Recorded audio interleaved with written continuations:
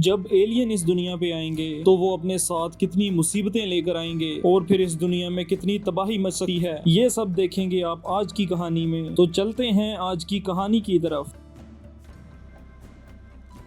कहानी के आगाज में हमें दूसरी दुनिया के एक एलियन को दिखाया जाता है जो कि बहुत पावरफुल था। उसने इंसानों को चुना और उन्हें जादुई शक्तियां दी ताकि वो इस दुनिया को खतरनाक दरिंदों से बचा सके। और फिर हमें 5000 साल बाद का वक्त दिखाया जाता है जब कुछ लोग समंदर के किनारे मछलियां पकड़ रहे थे तो वहाँ पर अचानक बहुत ही खतरनाक दरिंदे आ जाते हैं जो कि उन लोगों पर हमला कर देते हैं। अचानक आसमान से एक आदमी उड़ता हुआ दिखाई देता है जिसकी आंखों से रोशनी निकलती थी और वो अपनी इस रोशनी से उन क्रिएचर्स को मार भी सकता था। इस तरह देखते ही देखते वहाँ पर बहुत सारे दरिंदे बाहर निकल आते हैं और दूसरी तरफ इंसानों को बचाने के लिए ऐसे इंसान वहाँ पर आ जाते हैं जिनके पास जादुई शक्तियाँ थी और उन तमाम इंसानों के पास मुख्तलिफ शक्तियाँ थी। वो अपनी शक्तियों की मदद से जमीन पर मौजूद इंसानों को बचा लेते हैं और एलियंस को वहाँ से भगा देते हैं। असल में इन लोगों को जो कि दूसरी दुनिया से आए थे इटर्नल्स कहा जाता था। इस तरह इटर्नल्स भी इंसानों के दरमियान बसने लगते हैं और इटर्नल्स की सरदार जो कि एक लड़की थी वो उन सबको इकट्ठा करती है और उन्हें कहती है कि तुम सब लोग आजाद हो, तुम लोग जहाँ चाहो जा सकते हो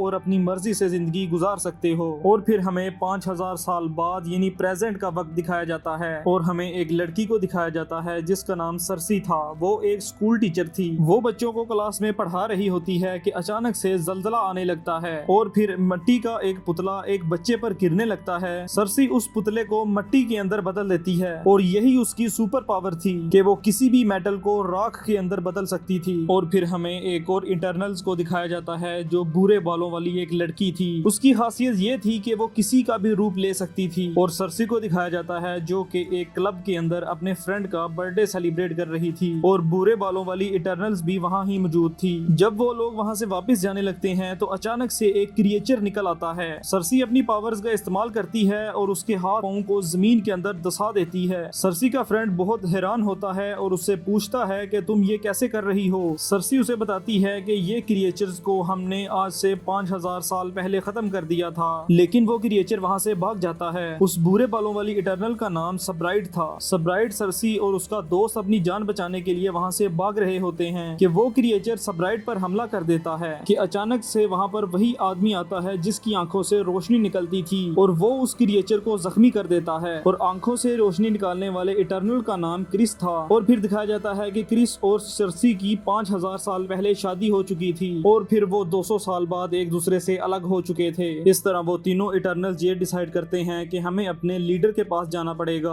और उसे बताना पड़ेगा कि वो क्रिएचर दोबारा से इस दुनिया पर आ गए हैं। इसलिए वो अपने लीडर से मिलने के लिए निकल पड़ते हैं। लेकिन वो लोग जब वहाँ पर पहुँचते हैं तो वो देखते हैं कि उनकी लीडर तो मर चुकी थी। इस तरह उन्हें पता चलता है कि इनके लीडर को उसी क्रिएचर ने मारा है जो उन पर हमला कर रहा था। और फिर दिखाया जाता है कि उस लीडर के मुंह से एक पत्थर निकलता है और सरसी के साथ टकराता है जिसका मतलब है कि अब सरसी उनकी लीडर थी। इस तरह सरसी अब उस एलियन को भी देख सकती थी जिसने उनको इस दुनिया पर भेजा था। इस तरह वो लोग डिसाइड करते हैं कि अब हमें सब इटर्नल्स को इकट्ठा करना पड़ेगा। इसलिए सबसे पहले वो किंगू के पास जाने का इरादा करते हैं। और किंगू अब एक एक्टर बन चुका था और वो बहुत सी मूवीज में शामिल होता था। इस तरह जब इटर्नल उसे बताते हैं कि हम तुम्हें अपने साथ ले जाने के लिए आए हैं तो किंगू उनकी बात से इनकार कर देता है और कहता है कि मुझे बहुत से काम हैं। लेकिन जब उसे पता चलता है कि उनकी लीडर मारी जा चुकी है तो वो बहुत उदास हो जाता है। इसलिए वो उनके साथ जाने के लिए तैयार हो जाता है और फिर वो अपने 2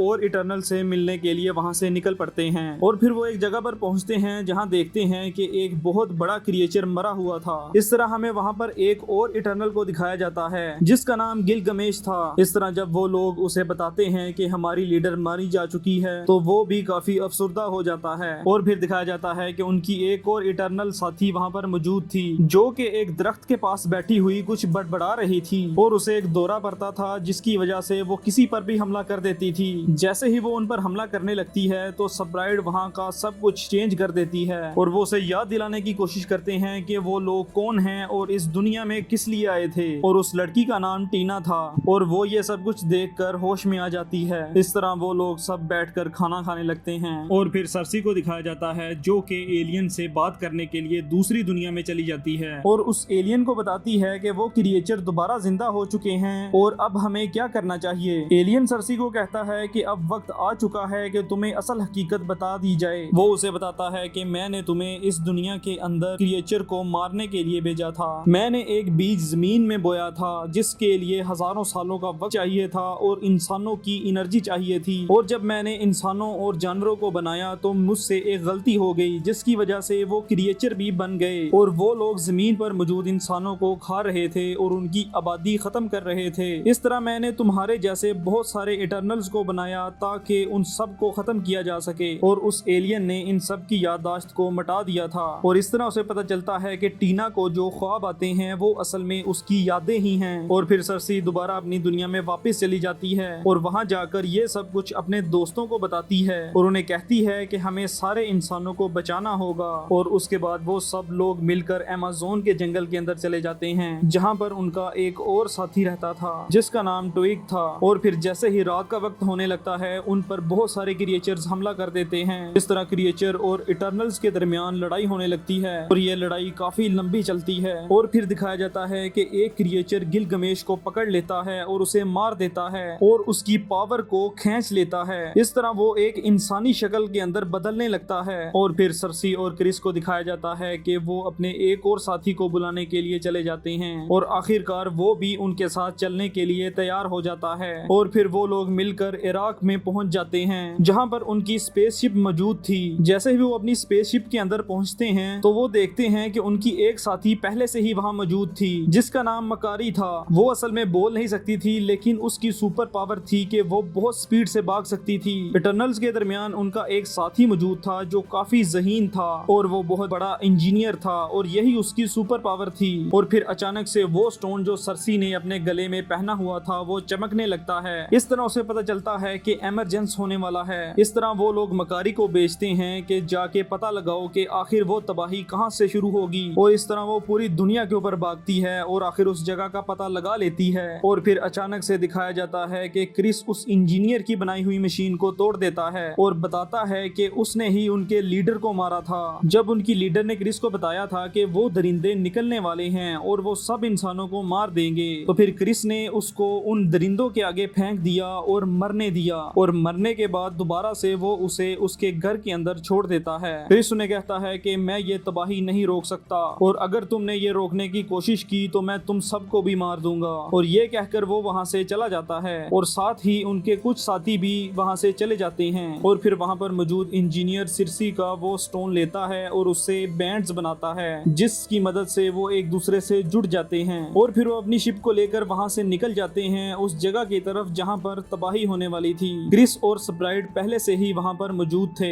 इस तरह दूसरे इटर्नल्स भी वहाँ पर पहुँच जाते हैं। असल में जो तबाही यहाँ पर होने वाली थी उसे एमरजेंस कहा जाता था। एमरजेंस का मतलब ये था कि उस जगह से एक बहुत बड़ा एलियन निकलने वाला था।